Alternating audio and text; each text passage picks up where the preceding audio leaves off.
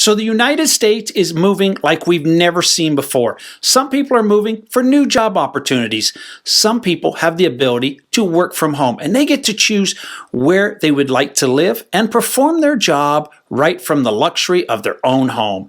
And some people are moving because of politics, especially during the COVID situation. So people are leaving blue Democratic states for red Republican states. So on this video, I'm going to discuss this exact topic. So let's get after it right now.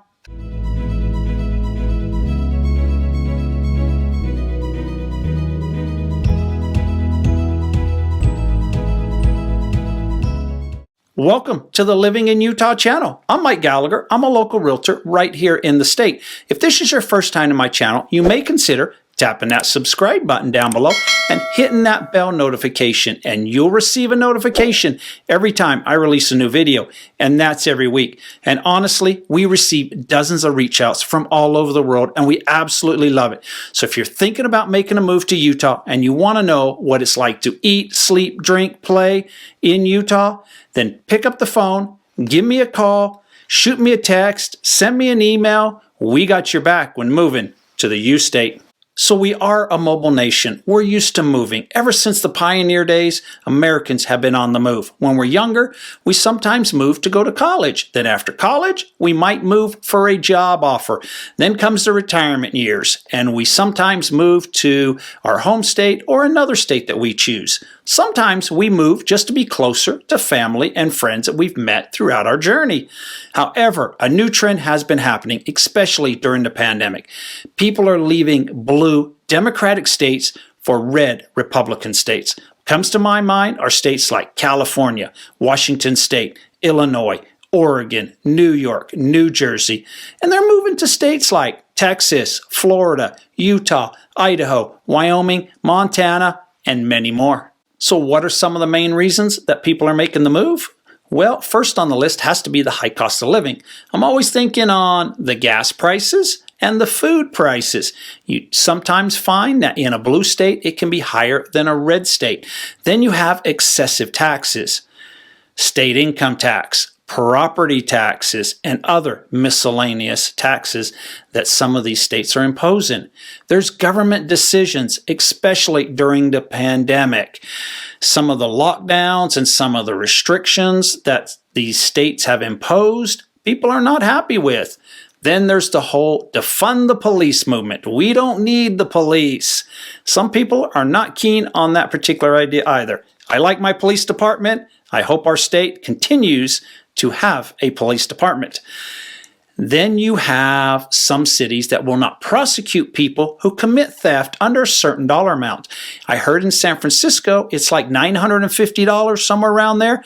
So you can go into a store, steal up to $950, and they will not prosecute you.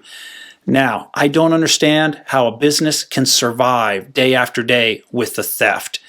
I've also read too, though, in areas like San Francisco, some of the larger businesses are closing down and moving their locations to other states. So this brings up a question. How many people do you think are considering making a move? Well, there was a recent report by the Redfin real estate brokerage that estimated 6.5% of Americans were considering a move from a blue to a red state. Now, this data does not translate into actual moves. It's just an estimate. But if you look at some data that has been provided by the U-Haul moving company, the company that you see on the highways with their big orange trucks going down the freeway, they monitor one-way traffic that is going one direction and not returning to the original state. And the top states that people were moving to was Florida, Texas, North Carolina, and South Carolina.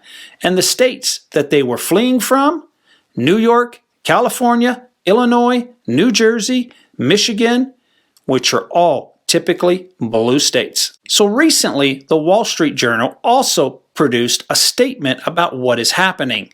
And in the statement, they said, in the years to come, millions of people, thousands of businesses, and tens of billions of dollars of net income will flee high-tax blue states for low-tax red states, and that came straight from the Wall Street Journal. So along similar lines, during the Trump administration, they passed a new tax bill which capped some of your federal deductions for state and local taxes. Well, if you lived in a blue state, it essentially raised your income tax liability for many people who lived in that particular state. It might sound weird also that $1 is worth less in states like California, New Jersey, and New York compared to some red states. Let me give you an example. I've got a friend of mine, great friend of mine, that moved from San Diego to Utah, born and raised in San Diego, LA area his whole life. And about a year after he moved here, I asked him, how's it going? And one thing that he noticed, a lot of people look at the home prices, the property tax, your state income tax, your sales tax. But he said, Mike, it's the hidden taxes that people do not realize. And he called it a tax, but it's actually hidden prices. When he would fill up his vehicle in California, he would spend an extra $1 to $1.25 per gallon on fuel. So it cost him an extra $20 to fill up his truck. He'd go to the grocery store. Groceries were a little bit higher. He'd spend an extra $20. There's a lot of areas in California where you have to pay to park. He'd spend an extra $20. And those $20 bills add up month after month. And he considered it a hidden tax. And then we have real estate prices, another issue that seems to drive people out of blue states. After all, California has been losing people since roughly 2008. Now, California is a great state. I love to vacation in California, and I think it's a great place to live when you're young and single and you get to rent a place and have roommates to help share some of the costs, and you get to enjoy a lot of your time on the beaches and having a great time. But once you start earning more money and paying more taxes, and then you get married and you have kids, it becomes a little more difficult to survive in a state like California. And you start to look for states that are more family friendly. Maybe you don't want to purchase a home and you just want to rent. Well, in New York and California, you can easily pay $2,800 for an apartment. If you move to states like Utah, Idaho, Texas, you will pay roughly half that price. As we're talking about New York, I also heard that there is a New York congresswoman that goes by the name of AOC, that her mother moved to Florida for cheaper taxes. And some people are moving due to quality of life. Recently in California, they've had many wildfires, and it has impacted many lives. Whether you lose your home to a wildfire or you have to deal with the smoke and air pollution. We did get a weather front that went from California across Utah this summer, and we were experiencing some of that smoke for about a week. I actually heard that that smoke made it all the way to the East Coast. Then there's the homeless situation in California. In one article, San Francisco was called the poop capital of the United States, and that's the polite way of saying it. Some people are leaving because of the COVID situation. You have states like New York, New Jersey, Michigan, Pennsylvania, Illinois, California, Oregon. They all handle the situation differently than red states. They basically put government ahead of business.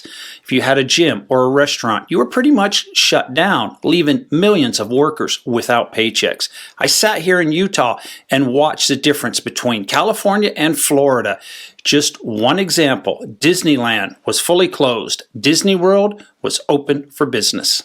That leads us to the work from home situation, the ability to live anywhere that you want, whether it's in the United States or maybe in another country, and perform your job from the luxury of your own home. Sounds great. There was a recent poll that showed 42% of San Francisco's tech workers and about 40% of New York City's workers would move if they could continue working remotely. I imagine most of them would be moving because of taxes, the political environment, crime, high real estate, etc., etc. I've actually had conversations with people from Europe who would like to move to the United States and live the American dream, at the same time working for their company that is located in Europe.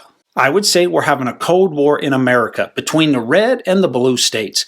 Two of the largest Democratic-dominated states, California and New York, have suffered population losses that will likely reduce their representation in the government, while Texas, led by Republicans, will probably gain some House seats.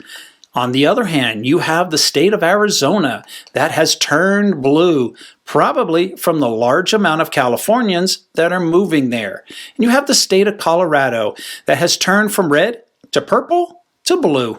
So in summary, only time will tell if this red versus blue movement is a short-term thing or a long-term thing. If you enjoyed this video, please give it a thumbs up. I really appreciate that. And if you have any questions, by all means, reach out to me. Glad to answer anything that I can. And remember, we got your back when moving to the U state.